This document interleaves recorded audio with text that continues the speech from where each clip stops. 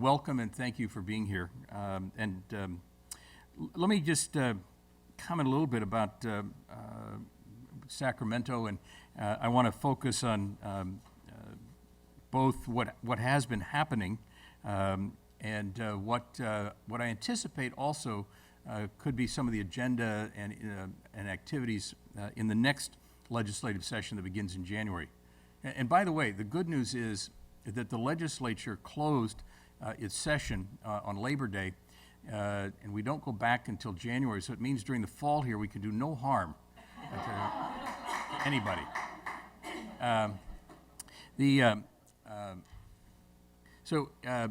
When we adopted a budget in June, the legislature and governor continued our commitment to implement the local control funding formula.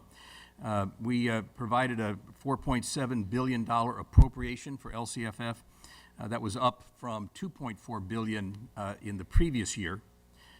We allocated $450 million to pay down the mandates backlog to local schools.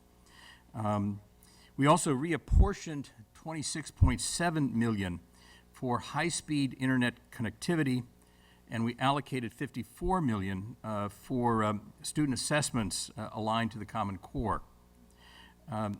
The Assembly version of the budget allocated an additional $1.25 billion for Common Core. You may remember that a year ago, the legislature and the governor agreed to $1.25 billion to local districts for implementation activities related to Common Core. The Assembly felt that that should continue, and we put that in our version of the budget. When it got down to the leadership negotiating with the governor said, no, we're not going to do that. He pointed to the fact that we were reapportioning $26.7 million for the internet connectivity, and we were allocating money for student assessments, and it was apparently his opinion that that provided the funding that was necessary. Candidly, those of us in the State Assembly who voted for that additional allocation continue to disagree with the governor on that. We also, as part of budget activity, established a cap on reserves, and I will come back and talk about that a little bit further. Other actions, and this was also a part of our budget action in general, was we took action to begin to address the unfunded liability in CalSTRS. But by doing so, we put a hit on local school districts as well as teachers and the state. Contributions for teachers and for the state will increase over the next 3 years, and contributions from local school districts to CalSTRS, the state retirement system for teachers, will increase over the next 7 years. On the legislative front, there were, I think, three key bills that I'd like to mention.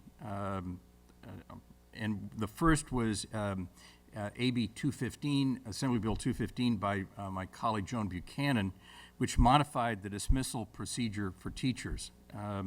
Some of us felt that it did not go far enough, but it seemed to be the only compromise that we could get around dismissal procedures. The second bill I would highlight that was passed was Assembly Bill 420 by Assemblymember Roger Dickinson.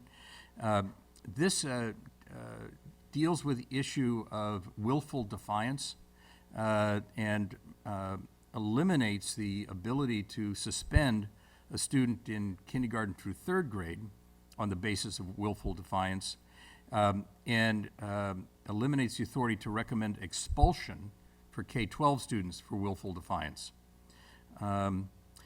The final bill that I'd mention is a bill that I co-authored with Assemblymember Kristen Olson. It's Assembly Bill 1764. This legislation allows computer science classes to be used for math credit for the UC and CSU requirements, but only if a district requires more than 2 years of math for graduation. so it does provide an alternative in that regard. There was one bill that the governor vetoed that I want to mention, and it was again by Assembly Member Joan Buchanan. It's Assembly Bill 1444, and that would have provided for mandatory kindergarten in California. And the governor, in his veto message, said that he supported parent choice. I suspect there's more behind that with the governor. I may comment on that in a minute.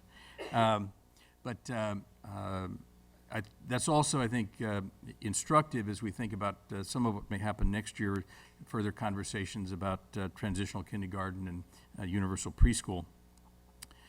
Looking ahead to next year, going to be some, first of all, I think one of the dynamics that we'll be considering and looking at in Sacramento is who will be the victor in the election for the state superintendent of instruction.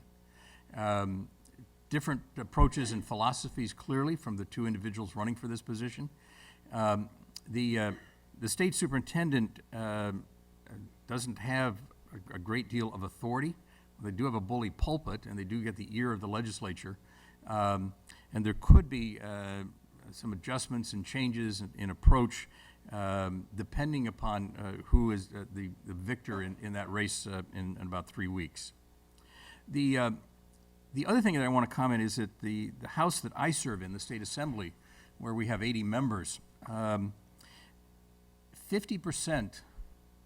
of the members of the State Assembly were elected 2 years ago. In November, we'll elect 30% of the Assembly.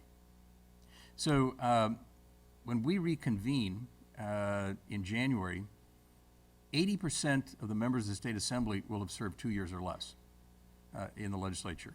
I will be a part of a group, a dying breed, that will be in our final term under 6-year term limits, and there will only be 20% in that cohort who have been around for a longer period of time.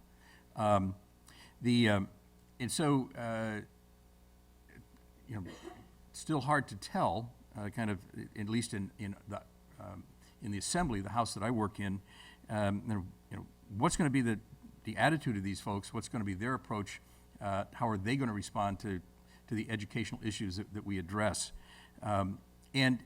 Compounding that is the fact that there will be brand new chairs in the Assembly of the Education Committee. There'll be a brand new chair of the Budget Committee and a brand new chair of the committee that oversees the Budget Subcommittee that works on education policy and education budget. Don't expect that those chairs will be announced until after the November election, it will be very insightful as to who those individuals are, because the chairs of these various committees have an awful lot of impact on how legislation proceeds, what gets considered. For example, 2 of the 4 bills that I mentioned today were authored by Joan Buchanan, who is the outgoing chair of our the Assembly Education Committee. So that leadership will be important. In terms of issues that I see us considering and working on next year in the legislature, there will be a group of us, myself included, who will be working to try to repeal the reserve policy that was adopted.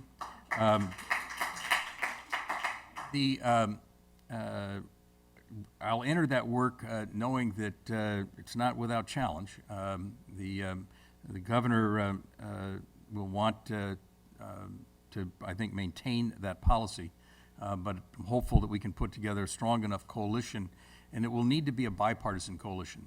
Some of you may have followed an attempt in August at the end of the legislative session to overturn the reserve policy, but it was strictly driven by members of the Republican Party. There was not a Democrat involved. That won't work. We're going to need to get a bipartisan coalition working on this, and I'll be looking to be a part of that. I think there'll also be discussion beginning next year, but probably not getting serious until a year after, about possible school bond for the 2016 ballot. There was an effort this year to see if we couldn't put a school bond on the ballot. It was a bipartisan effort. but the governor was firm that he was not going to sign to allow anything else on the budget other than a water bond, and he almost didn't sign that. Those of us who follow these things are well aware that we're now entering a period of time when the state has no resources to assist with school facilities with previous bonds expiring and no new bond in place. And so we have got to take some action, and I hope that we will get that done. I also expect there'll be a fair amount of discussion in light of Vergara regarding teacher evaluation and tenure issues. I'm not particularly hopeful of where those might lead, but I do expect that to be a fairly high topic of discussion. I think also you will see discussion relative to assessments and its relationship to the high school exit exam. Been some preview of that already, that will be a topic that's most likely to come up because the exit exam is not in alignment with Common Core, and so what's the, is there still value in that, and how do you relate that to Common Core? So I think we'll see some discussion there. Certainly, we're at the end of the 2-year regional planning period on adult education, and I expect that the governor will make his position on adult education known when he issues his budget in January. There is a report that is required back to the legislature in March of 2015 on adult ed, and I anticipate a fair amount of discussion on what's the future of that program going to be, and particularly where do levels of responsibility lie, and what is the appropriate dedicated funding source for that. Two others. I think there will continue to be discussion around universal preschool and how do we guarantee that all children have access to quality preschool education.